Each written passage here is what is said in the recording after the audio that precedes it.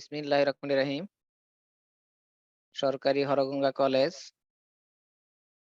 মুন্সিগঞ্জ কর্তৃক আয়োজিত অনলাইন ক্লাসে স্বাগতম।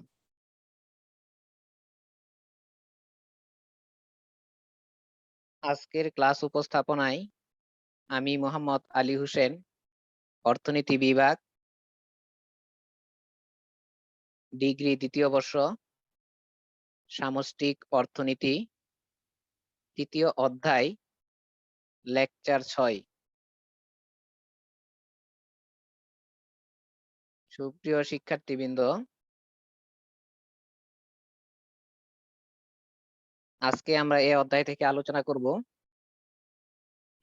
গড় সঞ্চয় প্রবণতা এবং প্রান্তিক সঞ্চয় প্রবণতার মধ্যে পার্থক্য।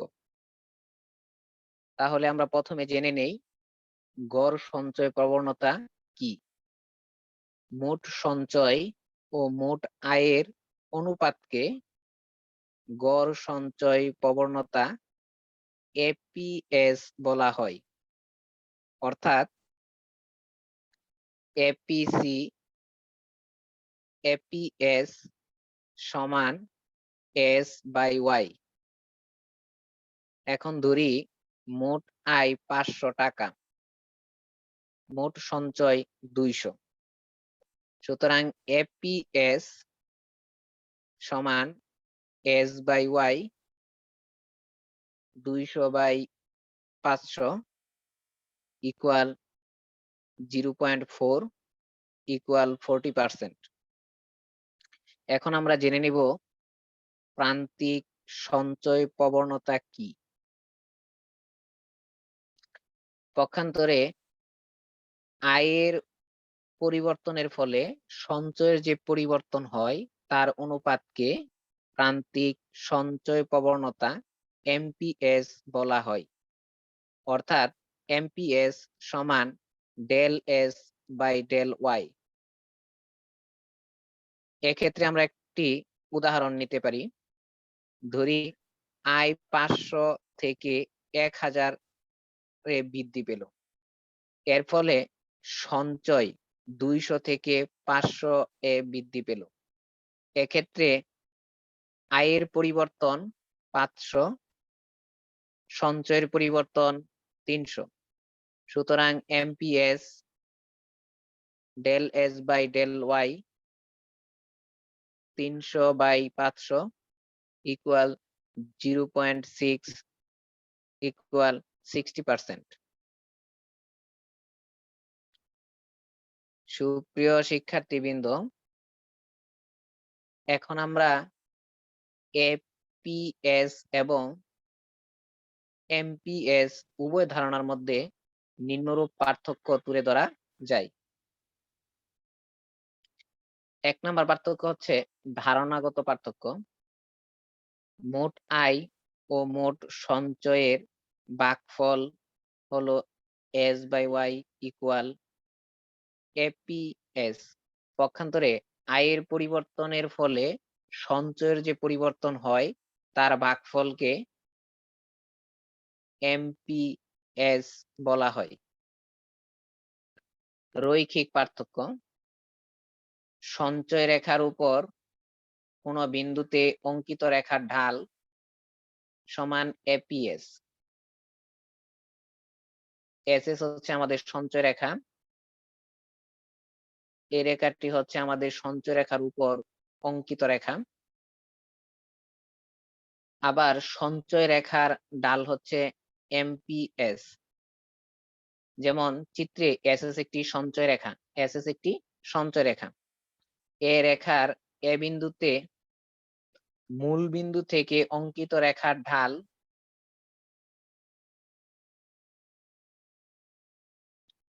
AB by OB equal S/Y equal APS. আবার এসএস রেখার ঢাল AB by BC equal del S by del Y equal MPS. সুপ্রিয় শিক্ষার্থীবৃন্দ, 3 নাম্বার পার্থক্য হচ্ছে সঞ্চয় ও স্বল্পকাল ও দীর্ঘকাল। স্বল্পকালে এপিএস এমপিএস থেকে ছোট হয়, কিন্তু দীর্ঘকালে এপিএস ইকুয়াল এমপিএস হয়। যেমন সঞ্চয় সমীকরণ স্বল্পকালীন এস ইকুয়াল মাইনাসের এ প্লাস এস ওয়াই একটি স্বল্পকালীন সঞ্চয় সমীকরণ। এস কে ওয়াই দ্বারা ভাগ করলে আমরা পাই মাইনাসের A by Y plus S equal হচ্ছে এ পি এস। আবার del S by del Y equal S হচ্ছে এমপিএস। সুতরাং এস মাইনাসের A by Y plus S থেকে বড়, সুতরাং এমপিএস এপিএস থেকে বড়। আবার ধরি S equal to S Y একটি দীর্ঘকালীন সঞ্চয় অপেক্ষক। S by Y equal S APS. আবার del S by del Y equal S MPS. সুতরাং এপিএস ইকুয়াল এমপিএস। সুপ্রিয় শিক্ষার্থীবৃন্দ, 4 নাম্বার পার্থক্য হচ্ছে আয়ের অংশ। মোট আয়ের কত অংশ সঞ্চয় হয় সে বিষয়টি এপিএস ধারণার সাহায্যে বোঝা যায়। অপরদিকে বর্ধিত আয়ের কত অংশ সঞ্চয় হয় তা এমপিএস ধারণার সাহায্যে বোঝা যায়। সুপ্রিয় শিক্ষার্থীবৃন্দ, এখন আমরা আলোচনা করব স্বল্পকালীন সঞ্চয় অপেক্ষক ও দীর্ঘকালীন সঞ্চয় অপেক্ষকের মধ্যে পার্থক্য। স্বল্পকালে আয়ের সাথে সঞ্চয়ের যে নির্ভরশীলতার সম্পর্ক রয়েছে তাকে স্বল্পকালীন সঞ্চয় অপেক্ষক বলা হয়। পক্ষান্তরে দীর্ঘকালে সঞ্চয় ও আয়ের মধ্যে যে নির্ভরশীলতার সম্পর্ক বিরাজ করে তাকে দীর্ঘকালীন সঞ্চয় অপেক্ষক বলে। সুপ্রিয় শিক্ষার্থীবৃন্দ, এখানে আমরা জানলাম স্বল্পকালীন সঞ্চয় অপেক্ষক কি এবং দীর্ঘকালীন সঞ্চয় অপেক্ষক কি। সুপ্রিয় শিক্ষার্থীবৃন্দ, এখন আমরা জেনে নিব স্বল্পকালীন ও দীর্ঘকালীন সঞ্চয় প্রবণতার মধ্যে কিছু মৌলিক পার্থক্য রয়েছে। যেমন 1 নাম্বার পার্থক্য হচ্ছে স্বয়ংভূত সঞ্চয়। স্বল্পকালে স্বয়ংভূত সঞ্চয় বিরাজমান, যা অসঞ্চয় বা ঋণাত্মক সঞ্চয় হিসেবে বিবেচিত। অর্থাৎ আয় শূন্য হলে সঞ্চয় ঋণাত্মক হয়, কিন্তু দীর্ঘমেয়াদে কোনো স্বয়ংভূত সঞ্চয় থাকে না। এক্ষেত্রে আয় শূন্য হলে সঞ্চয় শূন্য হয়। 2 নাম্বার পার্থক্য সমীকরণ ভিত্তিক পার্থক্য। স্বল্পকালীন সঞ্চয় অপেক্ষকের সমীকরণ হলো এস ইকুয়াল মাইনাস এ প্লাস এস ওয়াই। এখানে এস হচ্ছে সঞ্চয়, ওয়াই হচ্ছে আয়, মাইনাসের এ ইকুয়াল হচ্ছে ঋণাত্মক স্বয়ংভূত সঞ্চয় এবং এস হলো প্রান্তিক সঞ্চয় প্রবণতা। পক্ষান্তরে দীর্ঘকালীন সঞ্চয় সমীকরণ হলো এস ইকুয়াল এস ওয়াই। এখানে এস ইকুয়াল সঞ্চয়, ওয়াই ইকুয়াল আয় এবং এস ইকুয়াল প্রান্তিক সঞ্চয় প্রবণতা। সুপ্রিয় শিক্ষার্থীবৃন্দ, এখানে আমাদের মনে রাখতে হবে স্বল্পকালীন সঞ্চয় সমীকরণে স্বয়ংভূত সঞ্চয় বিদ্যমান থাকে, কিন্তু দীর্ঘকালে স্বয়ংভূত সঞ্চয় বজায় থাকে না। সুপ্রিয় শিক্ষার্থীবৃন্দ, এপিএস ও এমপিএস সম্পর্ক। স্বল্পকালে এপিএস এমপিএস থেকে ছোট হয়, কিন্তু দীর্ঘকালে এপিএস ইকুয়াল এমপিএস হয়।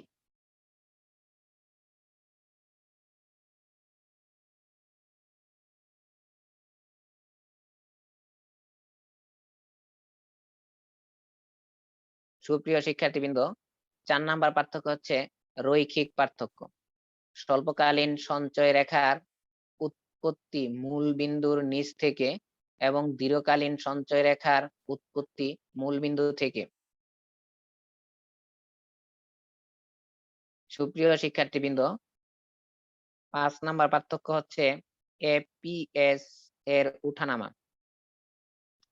আয় বাড়লে বা কমলে স্বল্প মেয়াদে এপিএস যথাক্রমে বাড়ে অথবা কমে, কিন্তু দীর্ঘমেয়াদে আয়ের সকল স্তরে এপিএস স্থির থাকে।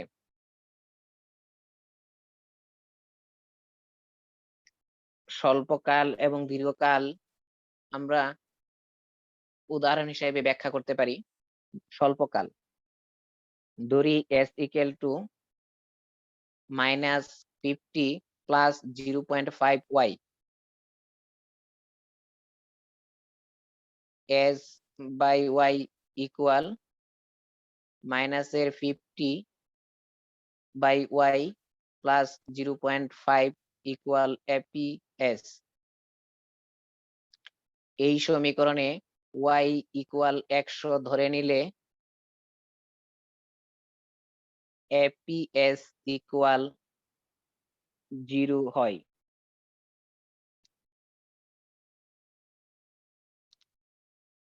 আই ওয়াই 200 হলে এপিএস ইকুয়াল 0.25 হয়, অর্থাৎ আয় বাড়লে এপিএস বাড়ে। সুপ্রিয় শিক্ষার্থীবৃন্দ, এখন দীর্ঘকাল নিয়ে আলোচনা করব। ধরি s equal 0.5y, APS equal 0.5।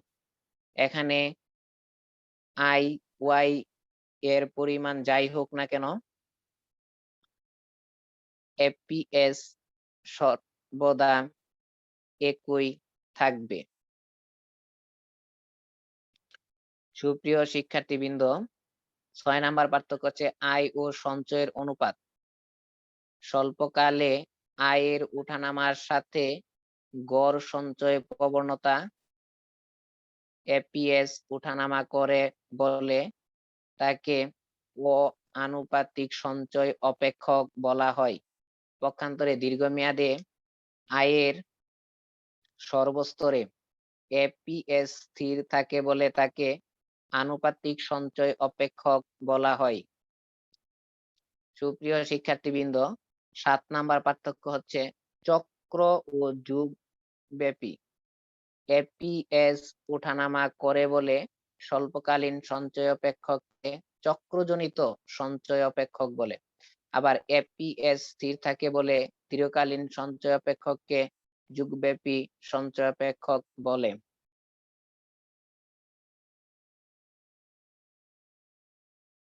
সুপ্রিয় শিক্ষার্থীবৃন্দ, এখন আমরা আলোচনা করব সঞ্চয়ের নির্ধারক নিয়ে। সঞ্চয় কি কি বিষয়ের উপর নির্ভর করে?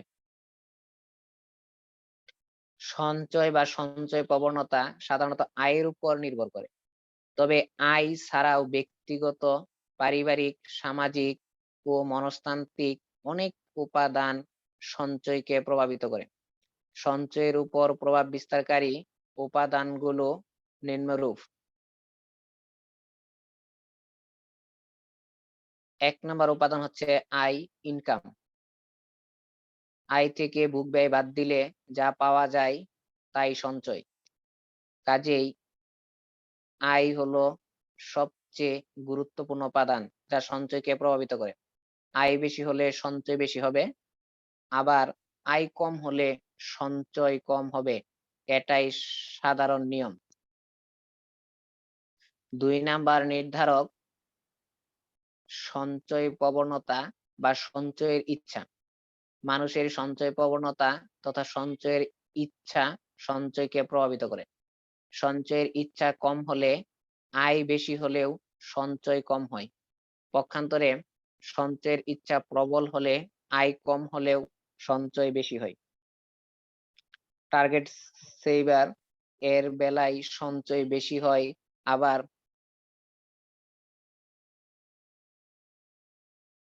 সেভার এর বেলায় সঞ্চয় কম হয়।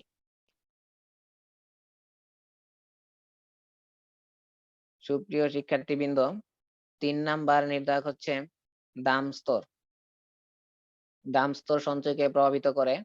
দাম স্তর বেশি হলে আয়ের বেশিরভাগ দৈনন্দিন ব্যয় মেটাতে ব্যয় হয়।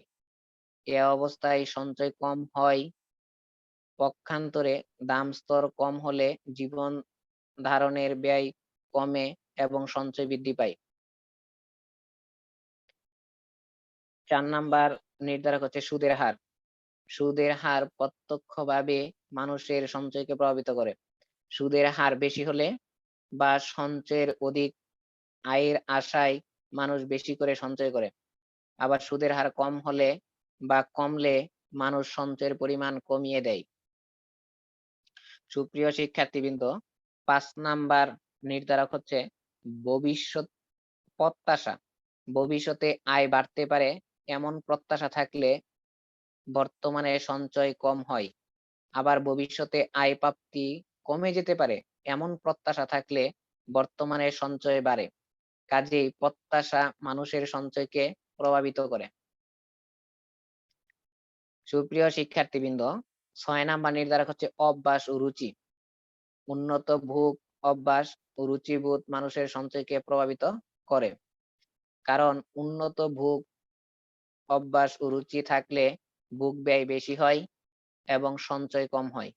পক্ষান্তরে অনুন্নত রুচিবোধ থাকলে কিংবা উন্নত ভোগের সাথে মানুষের পরিচয় না থাকলে ভোগ কম হয় এবং সঞ্চয় বেশি হয়। সুপ্রিয় শিক্ষার্থীবৃন্দ, 7 নাম্বার নির্ধারক হচ্ছে রাজস্ব নীতি বা কর হার। দেশের রাজস্ব নীতি সামগ্রিক সঞ্চয় হারকে প্রভাবিত করে। রাজস্ব নীতির প্রধান হাতিয়ার হলো কর। কর হার বাড়লে মানুষের ব্যয়যোগ্য আয় কমে, সঞ্চয় কমে। আবার কর হার কমলে ব্যয়যোগ্য আয় বাড়ে, সঞ্চয়ও বাড়ে। সুপ্রিয় শিক্ষার্থীবৃন্দ, 8 নাম্বার নির্ধারক হচ্ছে সামাজিক নিরাপত্তা।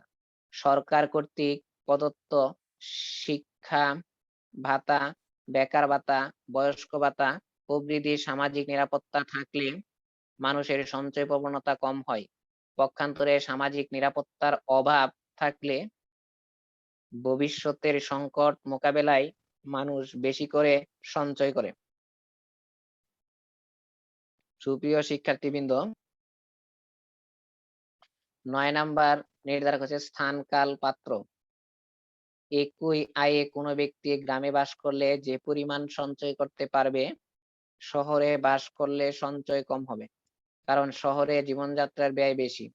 আবার ব্যক্তির পেশা ও সামাজিক অবস্থান দ্বারাও সঞ্চয় প্রভাবিত হয়। যেমন একজন সাধারণ ফেরিওয়ালা এবং একজন সাধারণ চাকুরের আয় সমান হলেও ফেরিওয়ালার তুলনায় চাকুরের সঞ্চয় কম হবে। কারণ চাকুরিকে তার পেশাগত কারণে সুন্দর জীবনযাপনে অভ্যস্ত হতে হয়, যা ফেরিওয়ালার ক্ষেত্রে প্রযোজ্য নয়। সুপ্রিয় শিক্ষার্থীবৃন্দ, 10 নাম্বার নির্ধারক হচ্ছে উন্নত ব্যাংক ব্যবস্থা। আধুনিক কালে মানুষ সঞ্চয় করে মূলত নগদ অর্থে। নগদ অর্থ নিজের কাছে রাখা খুবই ঝুঁকিপূর্ণ। তাই সঞ্চিত অর্থ ব্যাংকে রাখা নিরাপদ। ব্যাংক ব্যবস্থা উন্নত হলে মানুষের সঞ্চয়ের পরিমাণ বাড়ে। পক্ষান্তরে অনুন্নত ব্যাংক ব্যবস্থা একটি দেশে সঞ্চয়ের উপর নেতিবাচক প্রভাব ফেলে। তাছাড়া ব্যাংকে টাকা জমা রাখা এবং উত্তোলন সংক্রান্ত নিয়মাবলী যত সহজ হবে সঞ্চয়ের পরিমাণ ততই বাড়ে। পক্ষান্তরে নিয়ম কানুন কঠিন হলে মানুষ ব্যাংকিং সুবিধা গ্রহণ করা থেকে বঞ্চিত হয়, সেক্ষেত্রে সঞ্চয়ের পরিমাণ কমে। সুপ্রিয় শিক্ষার্থীবৃন্দ, মনোযোগ সহকারে ক্লাস করার জন্য ধন্যবাদ।